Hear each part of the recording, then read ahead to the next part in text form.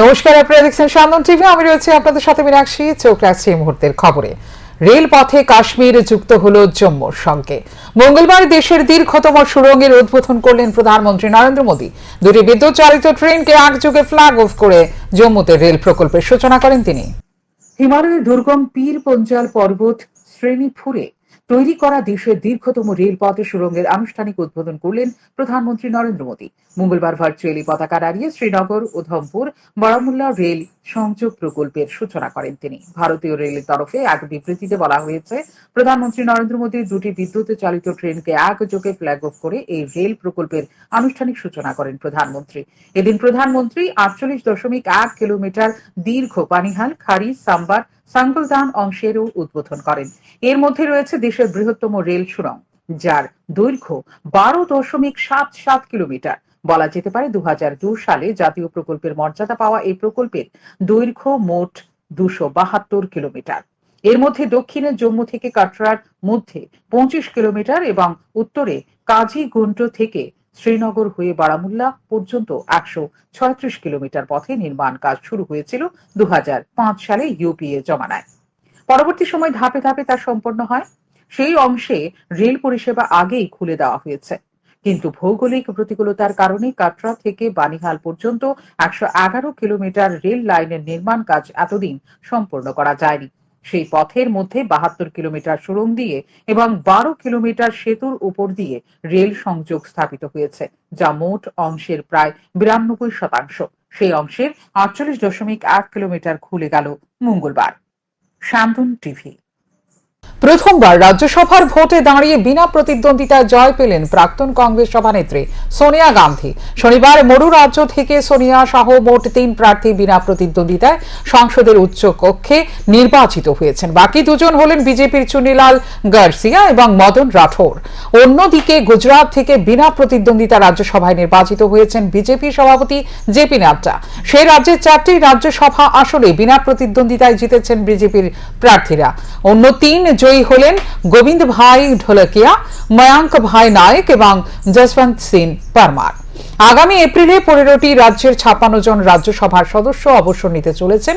রাজস্থান থেকে অবসর নেবেন 6 বারের রাজ্যসভার সদস্য প্রাক্তন প্রধানমন্ত্রী মনমোহন সিংহ এবং বিজেপির ভূপেন্দ্র যাদব এবং কিরোরি লাল মিনা। বিধায়ক সংখ্যার হিসেবে বিজেপির 2টি এবং কংগ্রেসের 1টি আসনে জেতার কথা ছিল। কোনো দল বাড়তি প্রার্থী না দেওয়ায় আগামী 27 ফেব্রুয়ারি ভোটাভুটি হচ্ছে না রাজস্থানে। যান দুর্ঘটনা হার নিয়ে উদ্বেগ প্রকাশ করলেন মুখ্যমন্ত্রী ডাক্তার মানিক সাহা। দুর্ঘটনা রুখতে সকলের কাছে সচেতন হওয়ার আহ্বান করলেন তিনি। বিগত বছর দেশে সড়ক দুর্ঘটনায় 1,68,000 মানুষের মৃত্যু হয়েছে বলেও জানান তিনি। 35তম সড়ক সুরক্ষা মাস 2024 উপলক্ষে রাজধানীর স্বামী বিবেকানন্দ ময়দানে আয়োজিত অনুষ্ঠানে বক্তব্য রাখতে গিয়ে যান দুর্ঘটনা নিয়ে উদ্বেগ প্রকাশ করলেন মুখ্যমন্ত্রী ডাক্তার মানিক সাহা। প্রদীপ প্রজ্বলনের মধ্য দিয়ে এই দিনের অনুষ্ঠানের সূচনা করেন মুখ্যমন্ত্রী ডাক্তার মানিক সাহা।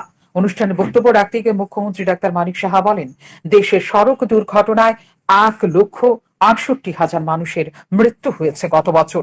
4 লক্ষের অধিক মানুষ গুরুতরভাবে আহত হয়েছে। পরিসংখ্যান পর্যালোচনা করে দেখা গেছে 18 থেকে 35 বছর বয়সী যুবকরা সড়ক দুর্ঘটনার কবলে বেশি পড়েছে। রাজ্যের আরক্ষা দপ্তর সিদ্ধান্ত গ্রহণ করেছে, যেখানে বেশি মাত্রায় দুর্ঘটনা হয় সেখানে দুর্ঘটনা হ্রাস করার জন্য উপযুক্ত ব্যবস্থা গ্রহণের। যান দুর্ঘটনার মৃত্যুর সংখ্যা শূন্যে নিয়ে আসার লক্ষ্যে কাজ করছে সরকার। তার জন্য যান চালকদেরও সচেতন থাকতে হবে। যান দুর্ঘটনার লাগাম টানার একমাত্র রাস্তা হচ্ছে সচেতনতা। তিনি আরো বলেন, দেশের প্রধানমন্ত্রী সড়ক সুরক্ষার উপর যথেষ্ট গুরুত্ব দিয়েছেন, তার জন্য আইনের পরিবর্তন করেছেন তিনি।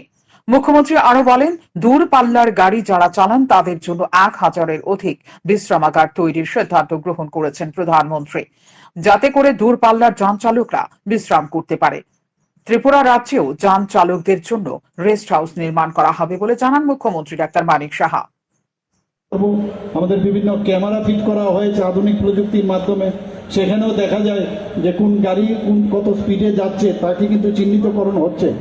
এবং আমি যেটা বললাম যে যেখানে সন্দেহ হয় সেখানে ব্রেথ অ্যানালাইজার এবং অন্যান্য যে প্রযুক্তি ব্যবহার করে তাকেও আমরা চিহ্নিত করছি।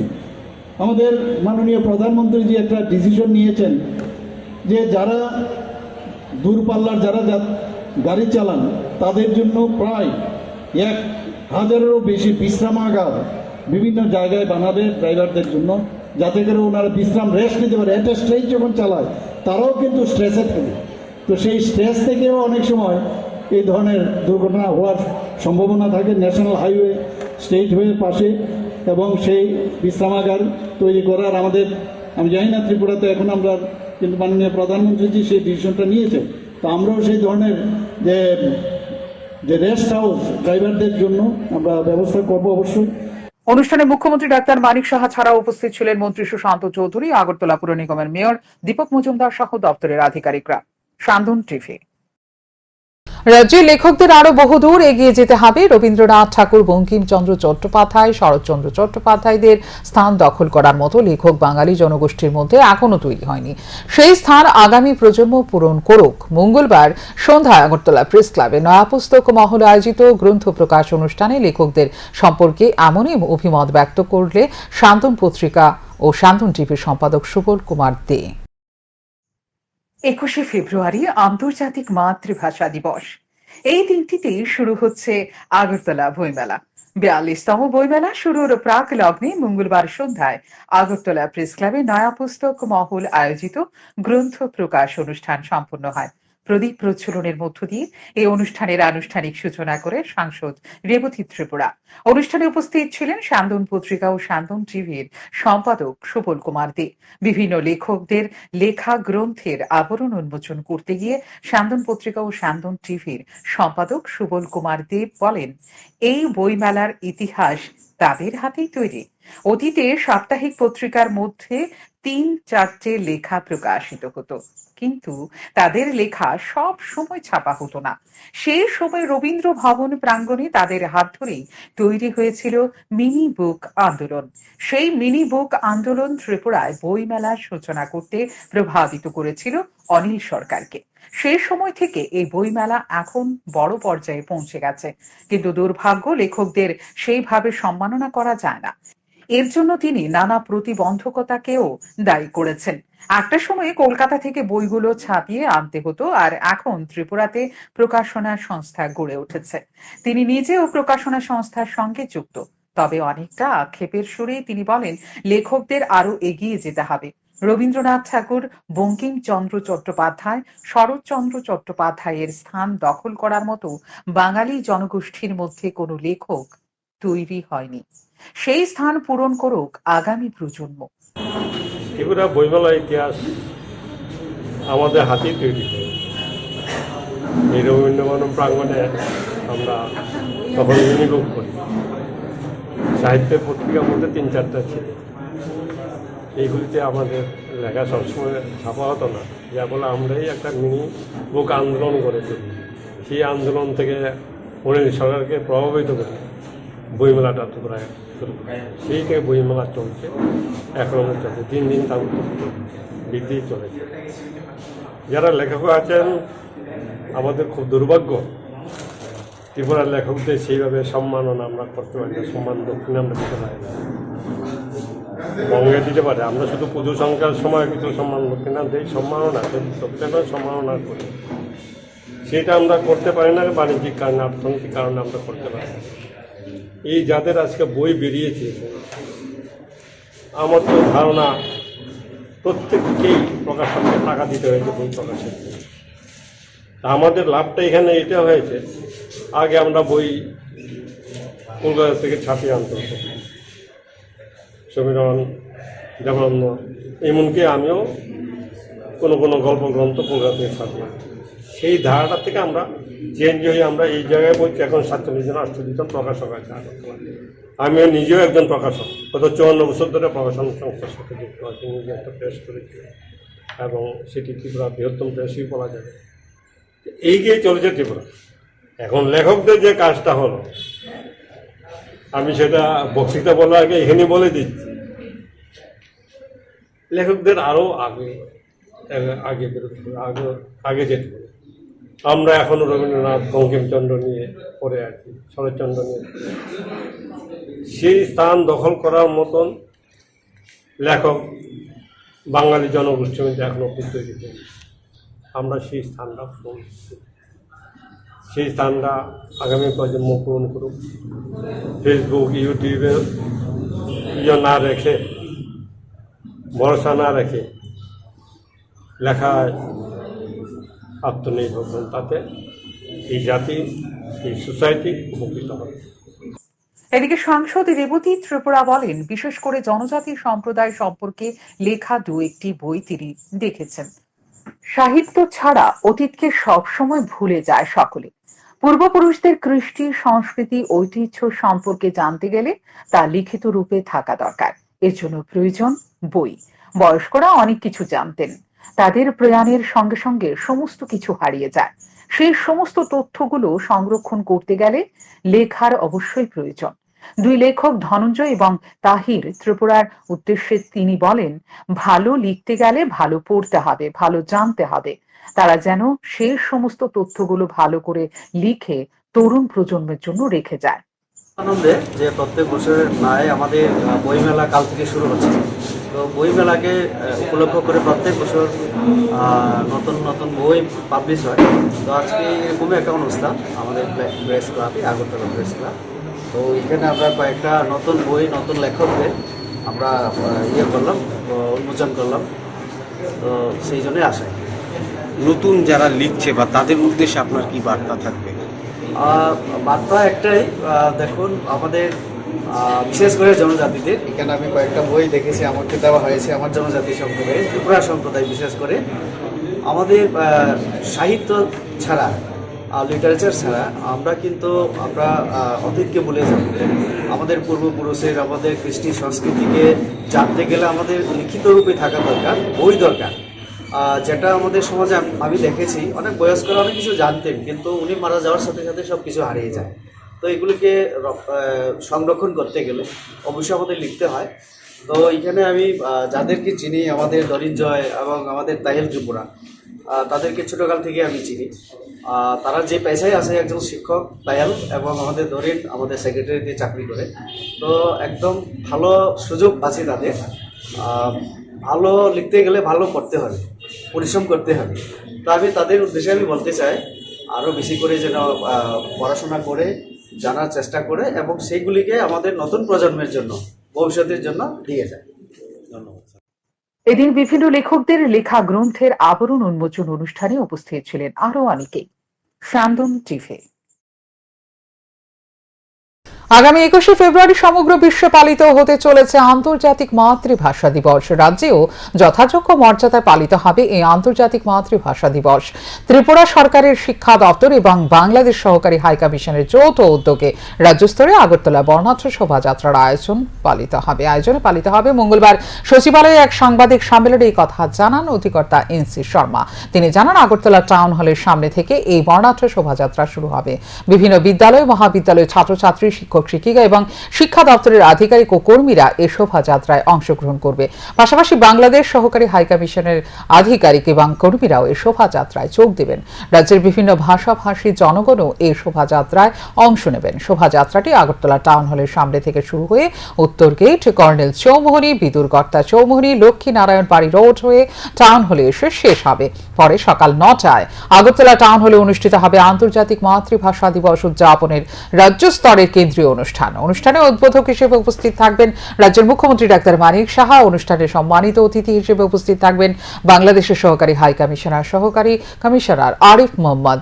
বিশেষ অতিথি হিসেবে উপস্থিত থাকবেন মাধ্যমিক শিক্ষা এবং উচ্চ শিক্ষা দপ্তরের অধিকর্তা এনসি শর্মা এবং তথ্য ও সংস্কৃতি দপ্তরের অধিকর্তা বিম্বিসার ভট্টাচার্য বলে জানান তিনি। চলছে, আমরা টাউন হলে প্রোগ্রাম করবো। র্যালিটা হবে টাউন হল থেকে বেরিয়ে উত্তর গেট হয়ে বিদুরকর্তা হয়ে আবার ঘুরে আমরা আবার টাউন হলে যাবো। 7টায় শুরু হবে এবং তারপরে 9টায় আমাদের মেইন যে প্রোগ্রাম মাননীয় মুখ্যমন্ত্রী সেটা উদ্বোধন করবে। মাতৃভাষা দিবসটাকে এক্সট্রা একটা খবর আপনাদের দিচ্ছি।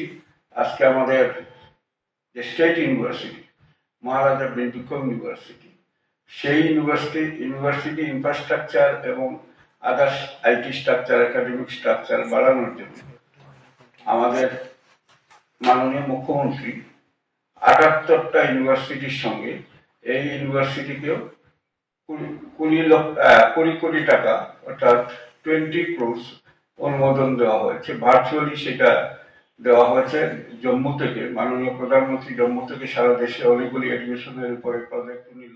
অবশেষে প্রকাশ্যে এলো বোচংনগর থানা এলাকা থেকে উদ্ধার হওয়া কঙ্কালের পরিচয়। মৃত যুবকের নাম তুহিন মিয়া, বয়স 24। তার বাড়ি রানীর বাজার এলাকায়। মঙ্গলবার পরিবারের লোকজন জিবি হাসপাতালে মর্গে গিয়ে মৃতদেহ শনাক্ত করে। সোমবার বোচংনগর থানা এলাকা থেকে উদ্ধার হয় তুহিন মিয়ার কঙ্কাল। স্থানীয় লোকজন কঙ্কালটি দেখতে পেয়ে পুলিশকে খবর দেয়। পুলিশ ঘটনাস্থলে গিয়ে মৃতদেহ উদ্ধার করে জিবি হাসপাতালের মর্গে নিয়ে যায় ময়না তদন্তের জন্য। এদিকে মৃত তুহিন মিয়ার পরিবারের লোকজন সামাজিক মাধ্যমে কঙ্কাল উদ্ধারের বিষয়ে জানতে পেরে মঙ্গলবার জিবি হাসপাতালে মর্গে ছুটে যায়। জিবি হাসপাতালে মর্গে গিয়ে কঙ্কালের সাথে থাকা পোশাক দেখে তারা মৃতদেহ শনাক্ত করে। মৃত তুহিন মিয়ার পরিবারের এক সদস্য জানান, তুহিন মিয়া পেশায় গাড়ি চালক ছিলেন। গভীর জঙ্গলে কেন তুহিন মিয়া গিয়েছিল তা তারা জানেন না। তবে আগে তুহিন ড্রাগসের নেশায় আসক্ত ছিল। পরিবারের লোকজন তার চিকিৎসা করে, সে সুস্থ হয়ে যায়। তারপর আচমকা সে নিখোঁজ হয়ে যায়। 21 দিন পর মৃতদেহ উদ্ধার হয়। তিনি সন্দেহ প্রকাশ করেন, কেউ হয়তো তুহিন মিয়াকে হত্যা করে মৃতদেহ জঙ্গলে ফেলে দিয়েছে। নাবালিকা কন্যাকে জোর করে বিয়ে দেওয়ার প্রস্তুতি নিচ্ছিল সৎ মা। ঘটনা মধুপুর থানার অন্তর্গত কোয়াছেপা এলাকায়। গোপন সূত্রে খবরের ভিত্তিতে বিশালগড় মহকুমা প্রশাসন এবং জেলা প্রশাসনের পদাধিকারীদের পাশাপাশি শিশু সুরক্ষা কমিশনের দায়িত্বপ্রাপ্তরা ঘটনাস্থলে গিয়ে সেই বিয়ের প্রস্তুতি ভেঙে দেয়। জন্মের পরিচয়পত্রের হিসেবে এখনো 13 বছরের সীমানায় পা রাখেনি এই মেয়েটি। অসহায় নাবালিকা মেয়েটি আধিকারিকদের জানায় সে পড়াশোনা করতে চায়, কিন্তু তার সৎমা এবং বাবা তাকে জোর করে বিয়ের পিঁড়িতে বসাতে চাইছে। মহকুমা প্রশাসন, জেলা প্রশাসন এবং শিশু সুরক্ষা কমিশনের পদাধিকারীরা সেই বিয়ের প্রস্তুতি ভেঙে দিয়ে নাবালিকা মেয়েটি নিয়ে আসে আগরতলা স্থিত বালিকাদের শিশুগৃহে। সরকারি খরচে এই নাবালিকা কন্যাকে রাখার ব্যবস্থা করা হয়েছে এই শিশুগৃহে। মঙ্গলবার এই নাবালিকা কন্যার প্রকৃত মা মহকুমা প্রশাসনের আধিকারিকদের সঙ্গে দেখা করে তার কন্যার খোঁজ খবর নেন। মধুপুর পিএস থেকে আমাদের পুলিশ নিয়ে আমরা সঙ্গে সঙ্গে এই খবর পেয়ে স্পটে যাই। গিয়ে ওইখানে যেই বাড়িতে চাইল্ড ম্যারেজ হচ্ছে যে খবরটা আমরা পেয়েছি, সেখানে গিয়ে দেখি যে একটা 13 বছরের একটা নাবালিকা, ওর বিয়ে আগামীকালকে হবে এরকম চিন্তাভাবনা চলছে। এবং এটা মানে গোপনে তাদেরকে না বলে বিয়ে দিয়ে দেবে এরকম করে চিন্তাভাবনা চলছে তাদের মধ্যে। তো এই যে ইনফরমার আমাদের খবর দিয়েছে, এটা তাদের থেকে সত্যতা যাচাই করার জন্য আমরা তাদের কাগজপত্র দেখলাম। অ্যাকাডেমি বার্থ সার্টিফিকেট গিয়ে দেখি মেয়েটা 12 বছর 10 মাসের মতো, 13 বছর পূর্ণ হয়নি। এই মুহূর্তে মেয়েটাও স্বীকার করলো। বিলোনিয়া নেতাজি সুভাষনগর গ্রাম পঞ্চায়েতের ভূমিহীন কলোনি থেকে উদ্ধার 61 বস্তা চিনি ও 22 কার্টুন কসমেটিক সামগ্রী। জানা যায়, ভূমিহীন কলোনি এলাকার বাসিন্দা সবিতা দাসের বাড়িতে মঙ্গলবার সকালে গোপন সংবাদের উপর ভিত্তি করে বিএসএফ 43 নম্বর বাহিনীর জওয়ানরা বিলোনিয়া থানার পুলিশ সহ মহকুমা প্রশাসনের আধিকারিকরা অভিযান চালায়।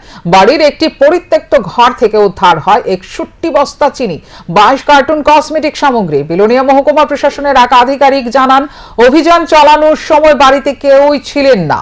উদ্ধারকৃত চিনি ও কসমেটিক সামগ্রীগুলি পাচারের উদ্দেশ্যে মজুত করা হয়েছে বলে প্রাথমিকভাবে ধারণা করা হচ্ছে। গোটা ঘটনা তদন্ত করছে বিলোনিয়া থানার পুলিশ।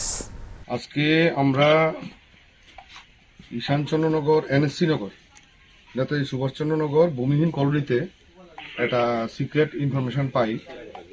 সেই ইনফরমেশনের ভিত্তিতে বিএসএফ, পুলিশ প্রশাসন এবং আমাদের মহকুমা প্রশাসনের যৌথ উদ্যোগে একটি বাড়িতে রিড করা হয়। তো বাড়ির মালিকের নাম আমরা জানতে পারি গৌতম বৌদ্ধ থেকে। উনি হচ্ছেন মেম্বার এই পঞ্চায়েতের। যে বাড়ির মালিকের নাম Sabita Das, wife of late Manoranjan Das. তো ওনার তথ্য মোতাবেক আমরা জানতে পারি উনি এ বাড়িতে থাকেন না। একটা স্টোর রুম ছিল, স্টোর রুমের তালা ভেঙে আমরা দেখতে পাই এর মধ্যে বেশ কিছু পরিমাণ চিনির বস্তা এবং কসমেটিক্সের কার্টুন আমরা হিসাব করে দেখতে পাই। 41 বস্তা চিনি ছিল তার মধ্যে, এবং কসমেটিক্স ছিল 22টি কার্টুন। 22টি কার্টুনের ভিতরে আবার 12টি ছোট ছোট কার্টুন ছিল। এগুলো সিজ করা হয়েছে, পুলিশ সিজ করবেন এবং আমিও ছিলাম দপ্তরের গাফিলতির কারণে বেহাল দশায় পরিণত রাজধানী দক্ষিণ রামনগর এলাকার কাঠের সেতু, যার কারণে দুর্ভোগের মধ্যে পড়তে হচ্ছে সাধারণ নাগরিকদের। ঝুঁকি নিয়ে যানবাহন চালকদের চলাচল করতে হয় এই কাঠের সেতু ধরে। সান্দন টিভির পর্দায় এই খবরের জের ধরে ঘুম ভাঙল সংশ্লিষ্ট দপ্তরের কর্তাদের। বুধবার বেহাল অবস্থায় পরিণত এই কাঠের সেতু পরিদর্শনে যান পূর্ত দপ্তরের আধিকারিক সহ ইঞ্জিনিয়াররা। সঙ্গে ছিলেন স্থানীয় কর্পোরেটর নিতু দে গুহ, বুথ সভাপতি সহ বিশিষ্ট সমাজসেবী প্রদীপ দাস এবং স্থানীয় যুবকরা। খুব শীঘ্রই শুরু হচ্ছে এখানে সেতু নির্মাণের কাজ। গন্ডাছড়া মহকুমা প্রদেশ কংগ্রেসের উদ্যোগে মঙ্গলবার একটি মিছিল এবং বাজার সভা অনুষ্ঠিত হয়। মিছিলটি মহকুমার বিভিন্ন পথ পরিক্রমা করে ডোঙ্গুর জলাশয়কে বেসরকারি কোম্পানির হাতে তুলে দেওয়ার প্রতিবাদে এদিনকার এই মিছিল এবং সভার আয়োজন। উপস্থিত ছিলেন প্রদেশ কংগ্রেসের মহকুমা কমিটির সম্পাদক শব্দকুমার জমাতিয়া, প্রদেশ মহিলা কংগ্রেসের সদস্যা স্মৃতি কন্যা ঘোষ, গন্ডাছড়া কংগ্রেসের মহকুমা কমিটির সভাপতি রঞ্জিত ত্রিপুরা, যুব কংগ্রেসের সভাপতি বাদল সরকার প্রমুখ। বক্তারা প্রত্যেকেই বর্তমান সরকারের তীব্র সমালোচনা করেন।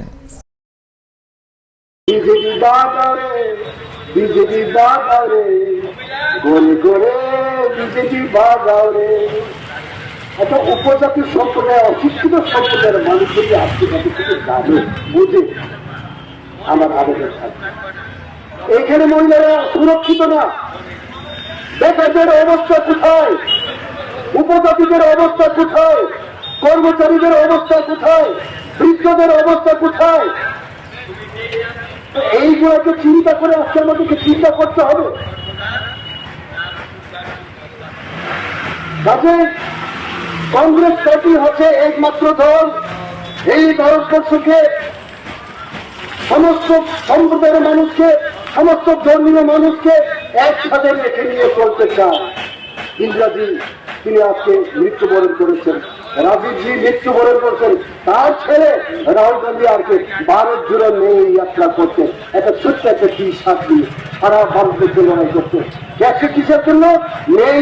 গন্ডাছড়া মহকুমা থেকে অযোধ্যায় রাম মন্দিরের উদ্দেশ্যে রওনা হচ্ছে 19 জন। ভারতীয় জনতা পার্টি গন্ডাছড়া মণ্ডলের উদ্যোগে তাদের এই অযোধ্যা যাত্রা সম্ভব হয়েছে।